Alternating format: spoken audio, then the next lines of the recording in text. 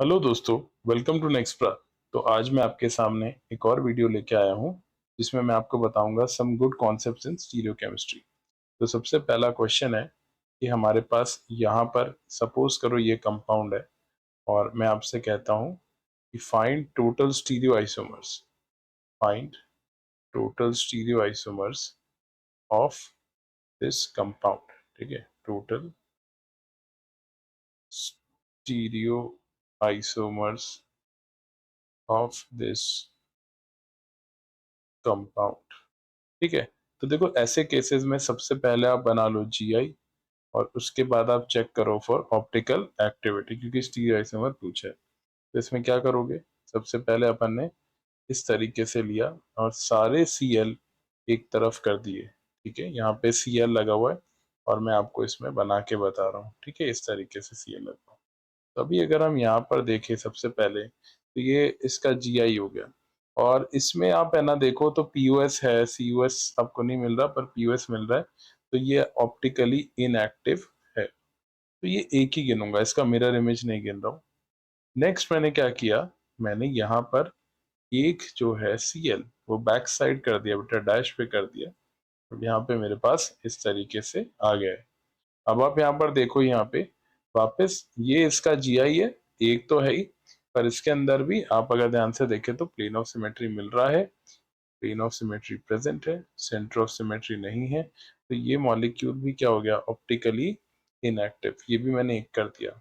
Next आप इसमें ऐसे देखो, अगर मैं दो पीछे कर दूं 1-2 पोजीशन पे, सही है, आपने ये लिया फर्स्ट, सेकंड, थर्ड, फोर्थ, तो मैंने 1-2 पोजीशन पे दो पीछे कर दिए। अब जब मैंने दो पीछे कर दिए तो देखो आपको यहाँ पर भी क्या मिल गया, पीयूएस मिल गया। सीयूएस इसके अंदर नहीं है, यहाँ से मिल रहा है, यहाँ से मिल रहा है, पर यहाँ से नहीं मिल रहा। पर ये मॉलिक्यूल भी ऑप्टिकली इनएक्टिव है, तो ये भी अपन ने एक ले लिया। उसके बाद नेक्स्ट वाला, आप ये जो है ना अलग अलग साइड ले रहे हो, ये इस तरीके से ले सकते हो। कहाँ कहाँ पे, 1 और 3। तो ये इस तरीके से हो गया, ये आपका हो गया क्या, 1 और 3। अब इसके अंदर क्या पीयूएस है, हाँ बेटा इसके अंदर भी पीयूएस है। कहाँ से मिलेगा आपको, देखो यहाँ से अपन ने इसको कट किया तो इधर इधर मिरर आ गया, तो इसके अंदर भी पीयूएस प्रेजेंट है। इसके अंदर सीयूएस प्रेजेंट नहीं है। ठीक है, पर ये मॉलिक्यूल ऑप्टिकली इनएक्टिव हो गया। दोनों में से एक भी कंपोनेंट होता है तो इनएक्टिव बोल देते हैं।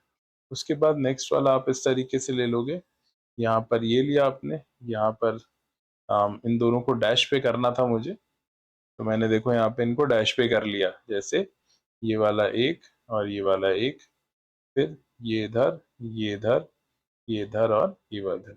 ये 1,4 पे हो गया बेटा। तो इसमें भी आप देखो क्या प्रेजेंट है, इसमें भी प्लेन ऑफ सिमेट्री प्रेजेंट है।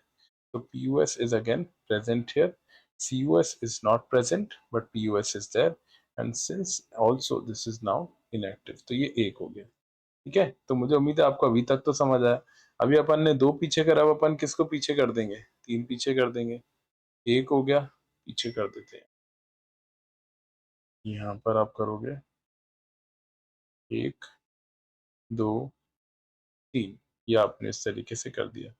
अब अगर आप ध्यान से देखो इसमें, तो इसमें पीयूएस भी प्रेजेंट है ना, और सीयूएस भी प्रेजेंट है। पीयूएस यहाँ से प्रेजेंट है, सीयूएस भी इसके अंदर प्रेजेंट है। तो पीयूएस भी है, सीयूएस भी है, और ये मॉलिक्यूल क्या हो गया, ऑप्टिकली इनएक्टिव, एक ही गिना है। उसके बाद मैंने ये लिया, मैंने ये इधर करा, मैंने इधर करा, मैंने इधर करा, ये 1, 2, 3। ध्यान से देखो ना, तो इसमें पीयूएस है ना सीयूएस है। यही मॉलिक्यूल आपका क्या है, एक्टिव। इसको मैंने लिया 1+1। ठीक है, और एक तीसरा लेता हूँ, 1, 2, 3, 4, 5, 6। इसके अंदर भी आपको देखो प्लेन ऑफ सिमेट्री तो मिल ही रहा है, और इसके अंदर आपको सेंटर ऑफ सिमेट्री भी मिल रहा है। तो ये मॉलिक्यूल भी क्या हो गया, ये मॉलिक्यूल भी आपका ऑप्टिकली इनएक्टिव निकल करके आ रहा है। ठीक है, तो अभी देखो हमने काफी सारे इसमें करे, और तो इसमें कोई जीआई बन नहीं सकते। तो इसके टोटल स्टीरियो आइसोमर कितने बनेंगे, देखो 1, 2, 3, 4, 5, 6, 7, 8, 9। तो टोटल स्टीरियो आइसोमर 9 बनेंगे। इसमें जो एक्टिव है बेटा वो केवल 2 ही हैं और बाकी जो 7 हैं वो इनएक्टिव मीसोफॉर्म्स है। मुझे उम्मीद है आपको ये वाला क्वेश्चन जो है वो समझ में आया होगा। ठीक है, अब इसके अंदर अपन एक और क्वेश्चन लेते हैं, मैं आपके लिए लेके आया हूँ। नेक्स्ट अपन बात करते हैं, अगला है एक यार कॉन्सेप्ट होता है जिसे हम कहते हैं AAOS, जिसका मैं यूज करने वाला हूँ। ये क्या होता है? इसे हम कहते हैं ऑल्टरनेटिंग एक्सिस ऑफ सिमेट्री। ये क्या होता है? इसमें होता है कि if a molecule is rotated bye an axis of 360 by n and mirror image of rotated molecule is taken in a mirror perpendicular to the original axis, then AAOS is present in the molecule.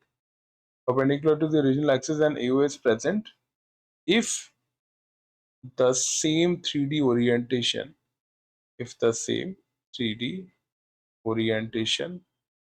is obtained.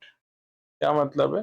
जैसे मान लो मेरे पास ये C double bond Cl H और H, तो इसके अंदर है ना, मैंने क्या किया, मैंने इसको 180 से रोटेट कर दिया और मैंने इसको जब 180 से फ्लिप करूंगा तो मेरे पास कुछ ऐसा आ जाएगा, Cl और Cl H और H। तो 180 से फ्लिप करने के बाद मैंने एक परपेंडिकुलर मिरर में इसका मिरर इमेज लिया।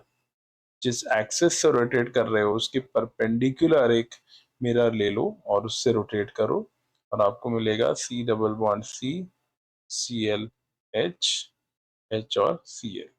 और क्या ये रोटेट, ये जो मिरर इमेज आ रहा है, this is same as the original molecule in all respects, मतलब जिस डायरेक्शन में ये था, जैसा था वैसा ही आ रहा है ना। तो अगर ऐसा है तो इसमें क्या प्रेजेंट है? AAOS प्रेजेंट होता है। अगर ऐसा है, the molecule has alternating axis of symmetry. Generally जब हम, ये तो कोर्स में नहीं है, जब हम कायरलिटी की बात करते हैं तो POS, COS और AAOS, तो जनरली POS COS होता है, AOS भी मिल ही जाता है और मॉलिक्यूल इनएक्टिव होता है। POS मिल जाए ये ना हो तो भी मॉलिक्यूल क्या होता है? इनएक्टिव। POS मिल जाए, POS ना मिले पर COS मिल जाए तो मॉलिक्यूल इनएक्टिव होता है ना। और मान लो आपको इस तरीके का केस मिल जाए, POS नहीं है, COS नहीं है पर AOS है, तो भी मॉलिक्यूल इनएक्टिव होता है।